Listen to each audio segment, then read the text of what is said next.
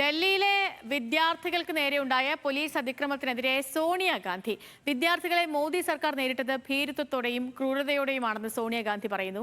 ഭാവിയുടെ അവകാശികളായല്ല, രാജ്യത്തിന്റെ ശത്രുക്കളായാണ് സർക്കാർ കുട്ടികളെ കണക്കാക്കിയത്. എല്ലാ വിയോജിപ്പുകളെയും രാജ്യവിരുദ്ധമെന്ന ലേബൽ ചെയ്യുന്ന തന്ത്രം പയറ്റുന്നു എന്നും സോണിയ ദ ഹിന്ദു പത്രത്തിന് നൽകിയ ലേഖനത്തിൽ വിമർശിച്ചിട്ടുണ്ട്. ER രാഗേഷ് വിവരങ്ങളുമായി ചേരുന്നു.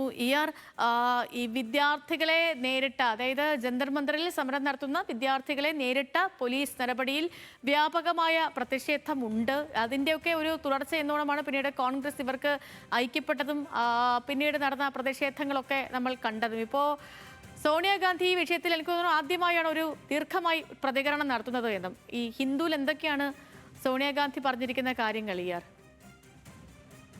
Sethulakshmi, Hindu ദിനപത്രത്തിൽ education systems collapse young India's trauma എന്ന തലക്കെട്ടോടു കൂടിയാണ് സോണിയാഗാന്ധിയുടെ ലേഖനം പ്രസിദ്ധീകരിച്ചിട്ടുള്ളത്. ഇതിലാണ് പോലീസിന്റെ നടപടിക്കെതിരെ, ഒപ്പം തന്നെ മോദി സർക്കാരിന്റെ വിദ്യാഭ്യാസ നയത്തിനെതിരെയൊക്കെ തന്നെ അതിരൂക്ഷ വിമർശനം ഉന്നയിച്ചിട്ടുള്ളത്.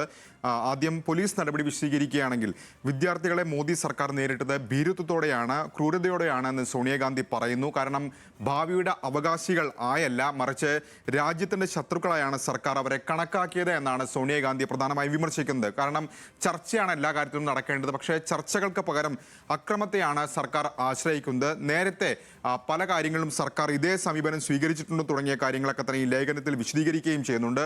മാത്രവുമല്ല, എല്ലാ വിയോജിപ്പുള്ള എല്ലാവരെയും രാജ്യവിരുദ്ധർ എന്ന ലേബൽ കുത്താനുള്ള ശ്രമം അത് ഇവിടെയും നടക്കുന്നുണ്ട് എന്ന് സോണിയാഗാന്ധി കുറ്റപ്പെടുത്തുകയാണ്.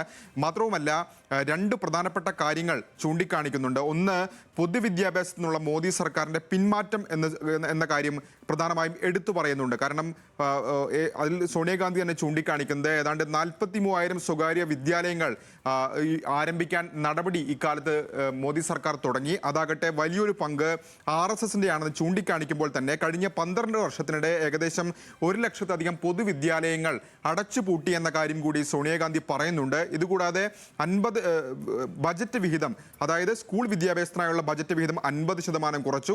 ഉന്നത വിദ്യാഭ്യാസ വിഹിതത്തിൽ 33% കുറവ് വരുത്തി. അപ്പോൾ അതൊരു വലിയ പ്രശ്നമായി ചൂണ്ടിക്കാണിക്കുന്നു. ഈ പൊതുവിദ്യാഭ്യാസ മേഖലയിൽ തകർച്ച വലിയൊരു പ്രശ്നമായി സോണിയാഗാന്ധി ചൂണ്ടിക്കാണിക്കുന്നുണ്ട്.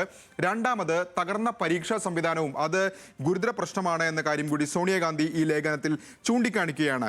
അങ്ങനെ ഈ ലേഖനം അവസാനിപ്പിക്കുന്നത്, ഇപ്പോഴുണ്ടായ ഈ സമരങ്ങൾക്കൊക്കെ കാരണം മോദി സർക്കാരിന്റെ അഹങ്കാരത്തിന്റെയും ഒപ്പം തന്നെ അതിൽ നിന്ന് ഉടലെടുത്ത വിദ്യാർത്ഥികളുടെ നിരാശയുമാണ് ഇത്തരത്തിൽ വലിയ വിദ്യാർത്ഥി പ്രക്ഷോഭത്തിന് ഇടയാക്കിയിട്ടുള്ളത് എന്ന കാര്യം ചൂണ്ടിക്കാണിച്ചുകൊണ്ടാണ് ഇപ്പോൾ ലേഖനം ഏതായാലും സോണിയാഗാന്ധി അവസാനിപ്പിച്ചിരിക്കുന്നത്.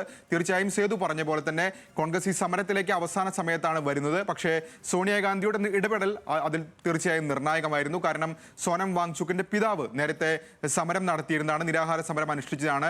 അദ്ദേഹത്തിന്റെ അക്കാര്യം, അന്ന് അവിടെ ഇന്ദിരാഗാന്ധിയാണ് ആ സമരപന്തലിൽ പോയിരുന്നത്, അക്കാര്യമൊക്കെ ചൂണ്ടിക്കാണിച്ചുകൊണ്ടാണ് ഈ സമരത്തിന് പിന്തുണ കൊടുക്കാൻ, ആദ്യമേ വാങ്ചുക്കിന്റെ സമരത്തിന് പിന്തുണ കൊടുക്കാൻ നേരത്തെ തന്നെ സോണിയ അഭ്യർത്ഥിക്കുകയും ചെയ്തിരുന്നത്.